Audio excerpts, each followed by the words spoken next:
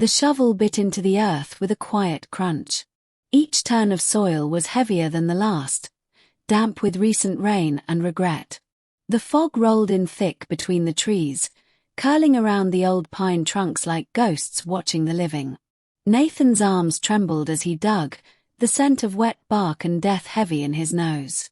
His dog, Bramble, lay wrapped in an old wool blanket beside him, a dark shape on the forest floor. Bramble had been with him since college, through 2 failed relationships, a dead-end job, and the loss of his mother. Loyal. Protective. The only soul that never judged him.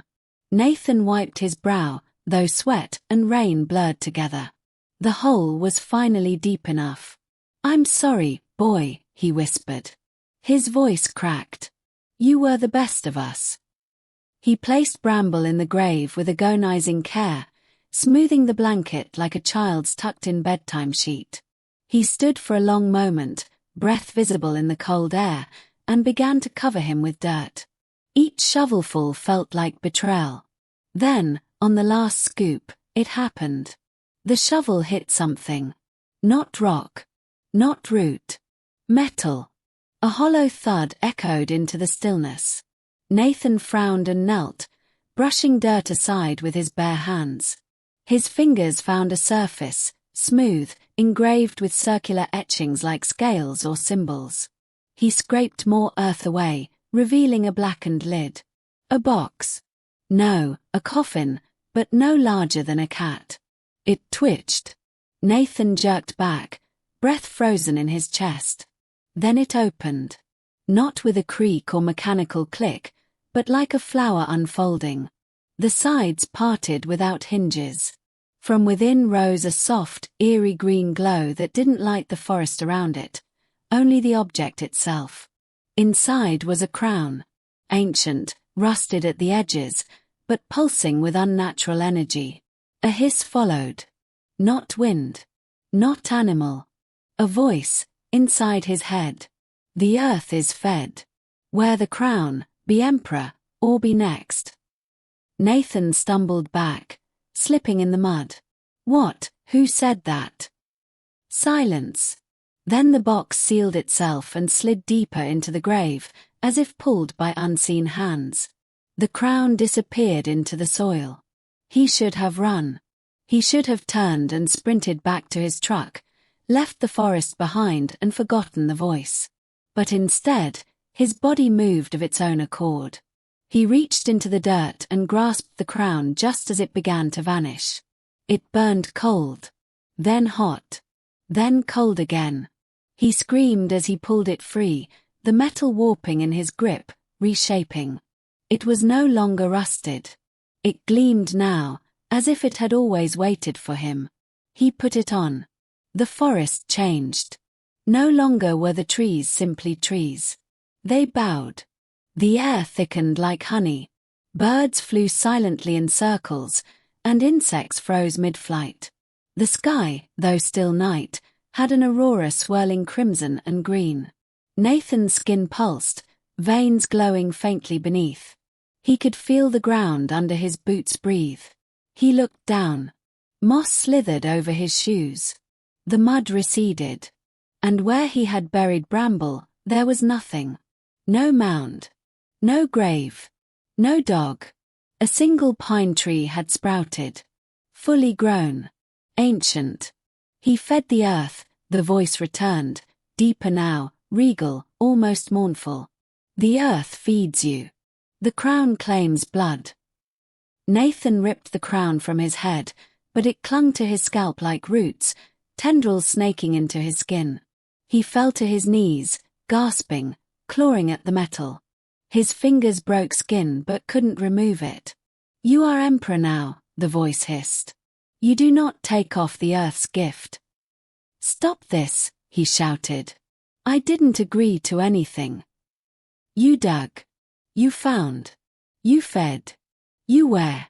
It is done." The forest rumbled. And then, figures began to step from the trees. Not animals. Not spirits. People. Men and women clothed in moss, bone, and feathers. Eyes pale as smoke. skin like bark.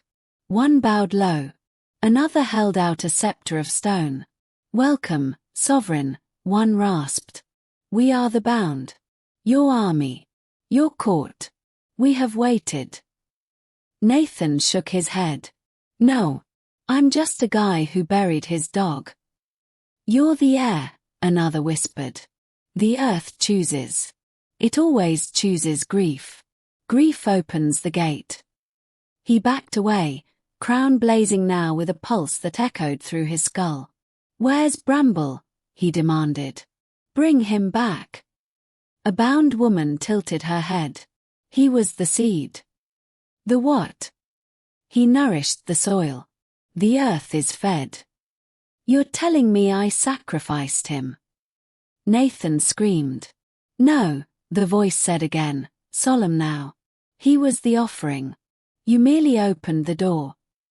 Days blurred into rituals. Nathan no longer felt hunger. No longer slept. The bound taught him to hear the trees speak in windsong, to command roots to rise from the ground, to read the stars as whispers of what must be done. The crown never left his head. He tried once, only once, to remove it by fire. It seared his flesh and whispered of worms and rot. It reminded him of Bramble's soft whine in his final breath. You will serve, the earth whispered. And he did.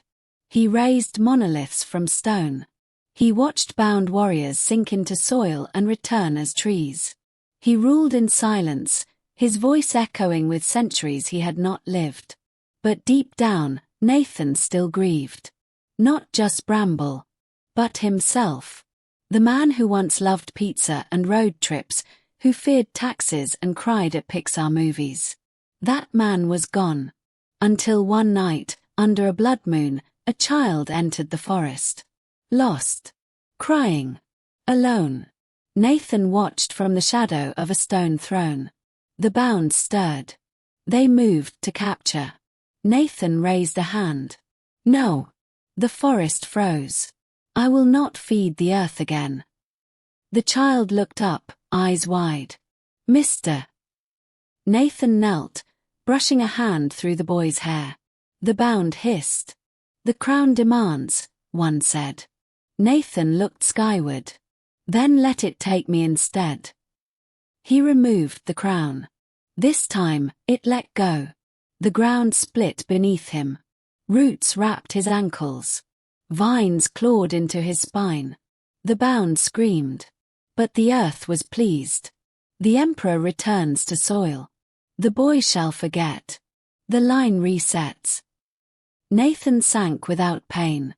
Only peace. The child woke up outside the forest. Alone. Safe. He didn't remember the trees whispering, or the glowing crown, or the man who gave himself up. But a pine tree stood at the forest's edge. Its bark shimmered gold in the morning light. A dog sat beneath it, tail wagging, waiting. The boy smiled and ran toward it. End.